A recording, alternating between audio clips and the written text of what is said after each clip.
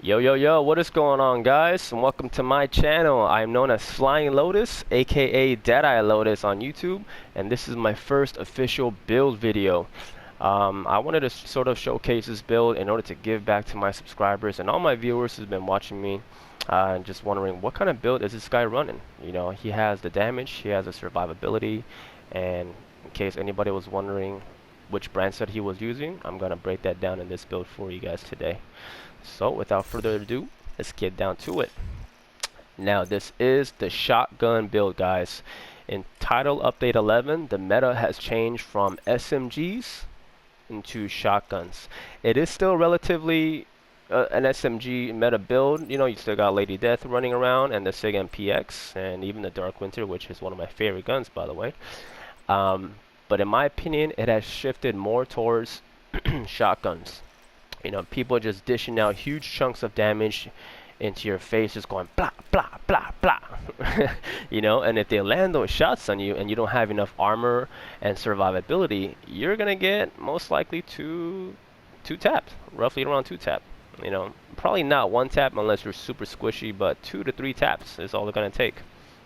So we need to find a build to sort of counter that. And this is why I'm going to showcase this to you right now. So let's talk about the gun first, right? The custom M870 Express.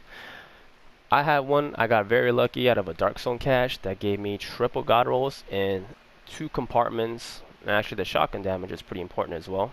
And all 3 compartments, that is very, very important. And I just had to roll the talent on there, so there's nothing more I can ask for. If you actually don't have a gun with fully maxed out, that is completely fine. I have buddies who have theirs. I've seen them like in 70% rolls and, you know, around that threshold, and their build is hitting just as hard too. So you're not really suffering too much on crazy damage, and it's not going to be a deal breaker for this build, trust me. If you do not have the custom M870, that is also fine. I would recommend using the M870 Express, which is the cousin to this gun, because it has the exact same RPM and magazine size. The only difference I believe that it has is probably the mods. I'm not too sure because I do not have the gun in my inventory nor in my stash, so I cannot really validate and confirm that for you guys, but I believe that's probably the only difference. I do have 2 crit chance mods in there with the reload speed. Mine is 2.8, which is not too bad and not too short. So yeah. Now moving on to the secondary, I like to run the Lady Death simply when the moment of, for shotgun build, guys, especially the custom M870, it is sort of hard when the opponent is running away from you and they are far. Like, let's say I'm at that position where I was and I have my opponent on a 1-shot and he's strafing around like this, right, and he's trying to get away.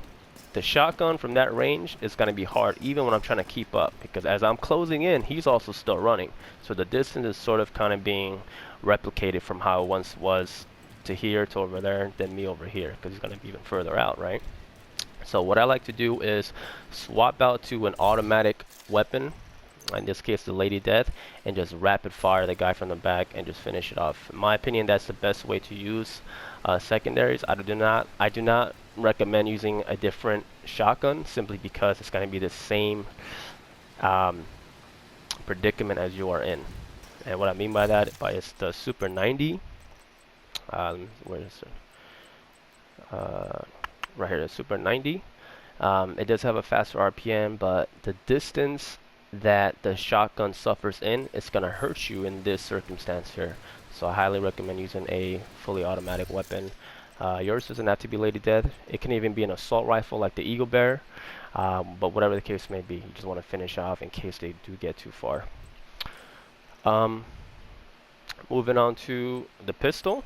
I like running the TDI card custom, which I'll get into in a minute of why I like to use this in conjunction with one of my skills. It is so good, but I like running this because of the extra +1 skill tier. I love this gun. Specialization is obviously firewall, simply because of the 13% damage bonus that it gives you when in close range of these players. You might as well get some damage boost anyway, since you're going to be phase tanking and kind of strafing around these players in a 10-meter radius, right? So That and the med kit, which is still king in the game of PvP. I absolutely still love. So yeah, now moving on to the build. There's 3 brand sets that I highly recommend you use, and is actually the bread and butter of this build. It's going to give you the survivability, the high armor, and even the crits if you are lucky enough to have these attributes roll onto it. Okay, moving on to the first brand set. It is the Emperor's Guard Murakami knee pads. If you are lucky to have one with crit chance or crit damage on the bottom, perfect. All you gotta do is run or roll armor on top and you're good to go. Literally. I got these from a friend who dropped this for me a while back. Shout out to my guy Unknown1Z1 for dropping me for this a long time ago when I was needing one. Yeah, this piece is exactly pretty much perfect. So cannot ask for anything better. Second brand set is going to be the new Title Update 11 brand set, which is Bellstone Armory. Guys, one piece for armor regen of 1%. I cannot ask for anything better. This is just, whoop, it's like a Grupo Sombra. Blah. You know, you put it on, you gain free armor regen. And it comes with high armor too, because the core attribute is going to be a defensive mod, so you really cannot ask for anything better. The only thing you got to kind of pray for to RNG is having crit chance and crit damage roll onto it. That's about it, which is really not that difficult. You know, if you keep farming, eventually you'll come across one. Mine came out with 166,000 armor, max crit damage, 4.8 crit chance. Yeah, you only need one piece of that. Now moving on to the last brand set that is important you need, which is actually going to be 2 pieces this time. It's going to be the Golan. Guys, that 1% Golan is so crucial for your final regeneration of this build and survivability. You really don't need the status effects. It's not going to do you anything. Actually, now that I think about it, it helps me out with my skill because I am running the EMP Sticky Bomb, if you haven't noticed, for my disrupt status effects. So if you want to run it the same way as I do, you can. You'll be actually benefiting from the status effects from the Golden piece. So that's really nice. You know, really nice. But what I'm actually looking forward to is the armor regen that this brand set gets. So mine came out for 161,000 armor, 5.7 crit chance, and max crit damage. Now moving on to the last golden piece, it is the golden backpack. Mine came out with 116 armor, max crit damage, crit chance, and have 11.8 crit damage mod. Now let's talk about the talents for a bit, right? The talent that I'm using for this build, and I recommend you guys do the same, is still the Intimidate Adrenaline Rush combo. Now, if the other alternative that I was thinking of using is the Versatile and Unbreakable pair, right? And the reason why I actually wanted to use that pair, but I didn't because I found out that the PvP statistics for Versatile is not 35%, it is 25%. And unfortunately, if it wasn't for that nerf, if it was 35, then it would be better because better in conjunction to the Adrenaline Rush Intimidate combo, simply because you have an extra life of Unbreakable once they deplete that 1.8 million, and you still retain the 35% weapon damage, or sorry, it's even amplified. It's not additive. It's amplified weapon damage from the backpack when you just swap out. And since you'll be running something different, a shotgun to like SMG or AR anyway, you'll be gaining that versatile buff because that talent says you have to have 2 weapons that are different. So you'll be getting that for sure. The only reason why, unfortunately, and it is kind of discouraging that they decided to nerf that, is the reason why I decided to go with Adrenaline Rush and Intimidate. But if it wasn't for that, I really believe that would be better because you have a whole half stack of life ready for you when they deplete 1.8 million armor, and who doesn't want more lives, right? So moving on to the last 2 pieces, and this one is really up in the air of your preference, depending on the brand sets that came on roll for you nicely. Yours could be the chest plate that has this brand set. Mine's could be the other way. You know, just whichever is the highest roll for you. I would optimize with that one. The first brand set is going to be the Badger Tough. simply because of the base shotgun damage that it gives you. If you guys haven't noticed, mine is stacked up to 1 million damage on the dot. Now if I take this out and place in like a Gila Guard or something, my base damage would drop down to 974,000, which in the long term would actually hurt me out because the less damage I'm just dishing out overall. It's like you kind of putting out 888 times 4, which is 32, in comparison to my damage, let's say with the badge itself being 6, right? So it'll be 666 times 4, which would be 24. So sorry, it's 666, times 4, which is 24, in comparison to 8 times 4, which is 32. So as you can see, the damage and the numbers that you have, it's going to matter. It's going to stack up and make a big difference in your build. So I highly recommend putting some of your base damage in there in order to support your overall damage. Mine came out with 5% crit chance, which does not hurt you at all. In actuality, in shotgun builds, it is difficult to raise your critical hit chance, simply because of the weapon does not come with crit chance attributes on there, such as the SMGs. If you take a look, if you notice the detail in SMGs, most of them all come, well, not most of them, all of them do come with critical hit chance attributes roll onto it, and that is very nice because that leaves you the space into adding just crit damage mods in there. This is for a different build. Yeah, you can add just crit damage mods in there and just really just be good on crit chance. But with shotguns, it's going to be difficult doing that because of the mod, or the attribute, sorry, is very low on that. So for that reason, it is not going to hurt you, and I actually recommend having some critical hit chance attributes roll onto some of your pieces to raise that final crit chance, because without crit chance there is no crit damage.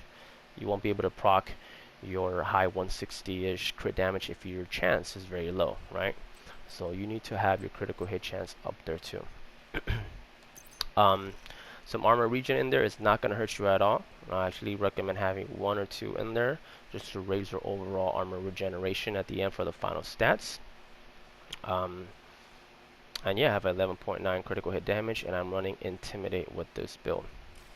Now for the last piece, for my mask, I'm running the Grupo Sombra.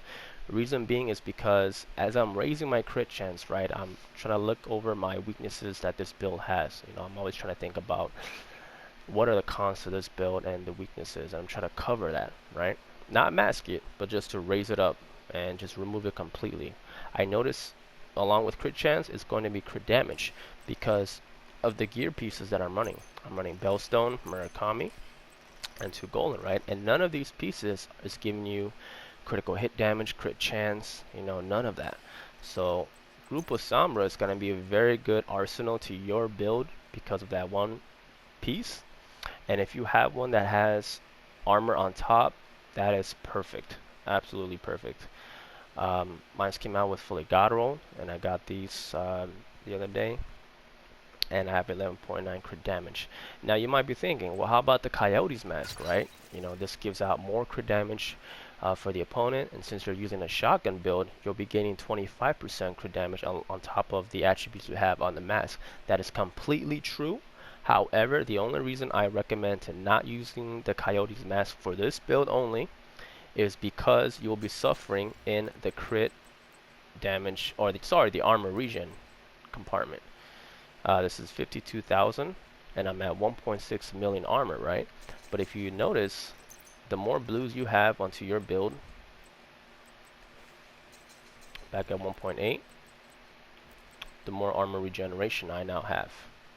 So I cannot stress this enough that for a shotgun build, you need to have at least 5 blues for survivability and high armor regen, because you will be taking in a lot of chunks of damage too. So that regeneration is going to help you to stay alive as you are engaging the opponents. And how I like to do is, if you guys seen on my videos, is the moment I'm start hitting red on my armor chunk, I tend to strafe away. I disengage from the battle a little bit.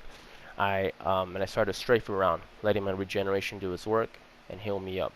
It takes about 2-3 seconds, depending how low the red is, and I'll come back and help out my buddies. So there it is. Moving on to the skills. I'm using the Striker Shield for the 13% damage bonus. This baby is still the king in close proximity fights with SMGs, Lady Death, all that jazz. And same with the shotgun. You know, you should be getting some protection from your body with this shield anyway. And you might as well get some damage bonus on top of it by being close in their face. So, you know, it's like a double win, in my opinion. Oh, and the also Firewall Mech Kit is still the best in slot right now. Now, for the last skill, this one is really up to you. You know, depending how your playstyle is, you can run a Defender Drone too, which is very nice. You know, help out to relieve more of that damage to you. You can run a Bleed Hive as well, which is very nice to actually kind of swap out every now and then. But personally for me, since I am in close range of these players, I just like disabling their skills and see them panic. And what I mean by that is not only the efficiency and the effectiveness of this talent, but also of how it helps for the whole team, the composition. Guys, the EMP sticky, in my opinion, is far greater than the jammer pulse, simply because when you use a jammer pulse, right, you kind of don't want to use it when the opponent has their skills holstered in, not on cooldown, to have it enabled and ready to go, but it's just holstered. They haven't procced it yet. And I see many players use their jammer pulses at that moment. That is the wrong time to use it. Simply being because when that happens and I have my shield ready to go, and I'm going to use the shield as an example, it is not going to disrupt the shield. It's going, if it's like 1 or 2 seconds, if it does, to my knowledge. But that time when you're engaging, as you keep running around, it's going to end quick. So to me, that's a waste of a skill, and now you're on that 25-ish second cooldown, I believe, and you just have a shield or whatever your only skill is now. The only time the jammer pulse is really effective is when the opponents have their skills procced onto you, deployed. So like a Bleed Hive, Defender Drone, that's perfect actually. You don't want to give them that defense attribute of not being able to sustain damage, right? Or like a turret or something on the floor. That's the best time, honestly, to use the jammer pulse. Other than that, when they are holstered or not, and whichever skill that they have, even for healer builds, right? If you land this sticky bomb onto their feet, you are going to disrupt them for a whole 14.4 seconds. And this is enabled with the TDI card custom. This is why I'm running this weapon with this skill, because it's going to give me that 1%, no, sorry, that +1 skill tier that I need to gain an extra 1 or 2 seconds for my duration, which is going to be a lot.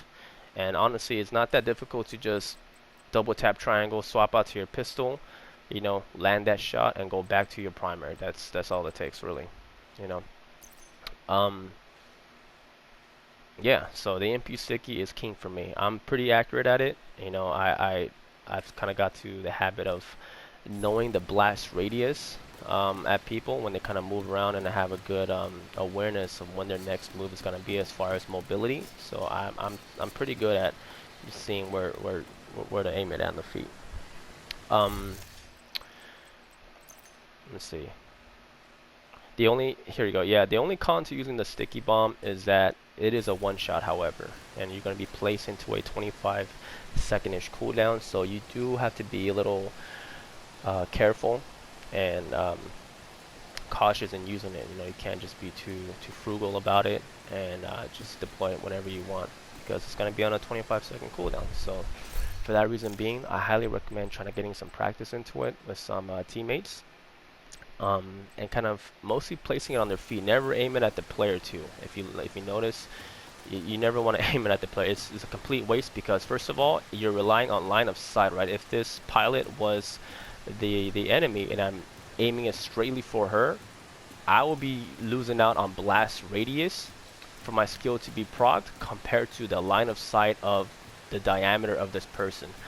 You know what I mean? So like, whereas the blast radius, if I'm aiming for the feet, if she is caught in this circle here, I'll still proc the skill. But with aiming at the person directly, I'm relying on the line of sight, on hitting her chest, her head, her legs. And what if I even miss by being 3 feet away, and I hit this part of the helo? Then I wasted my skill. So that is my huge tip for you guys. Never aim it at the line of sight directly towards the opponent, but more on the player's feet. Always the blast radius. That's what I mean is by when you are engaging these players, look how they're moving. You know, if they're strafing this way and they're trying to go back this way, I would start aiming it right here. Like if I'm trying to strafe this way, preemptive their next spot is what I'm saying, right here. And that way, when they reach over here, which is going to be in a half a second, they'll be caught in that blast radius, and you just proc it. Boom.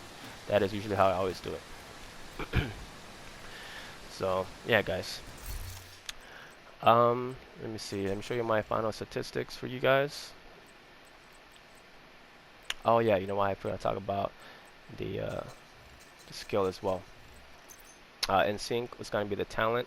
If you guys don't like running Instinct, then I recommend using the Optimist as well. Optimist will give you 3% for every 10% missing from the magazine, which is going to help you tremendously, so you don't have to be too dependent on your skills. My final stats here is 47.5 chance, critical hit chance, and 154 crit hit damage, guys. And this is coming straight from the Grupo Sombra, honestly. It's without this, my crit damage would drop significantly. To like 120-ish, you know, somewhere in that department. So I highly recommend with the shotgun build such as this, you add to sneak in a piece of Grupo in there to help you out with your overall base critical hit damage. So yeah, so that is the build. If you guys enjoyed it and find it helpful, please smash that like button and support me, and subscribe to me as well. And I'll be trying to release more build videos into the future. Alright guys, appreciate y'all.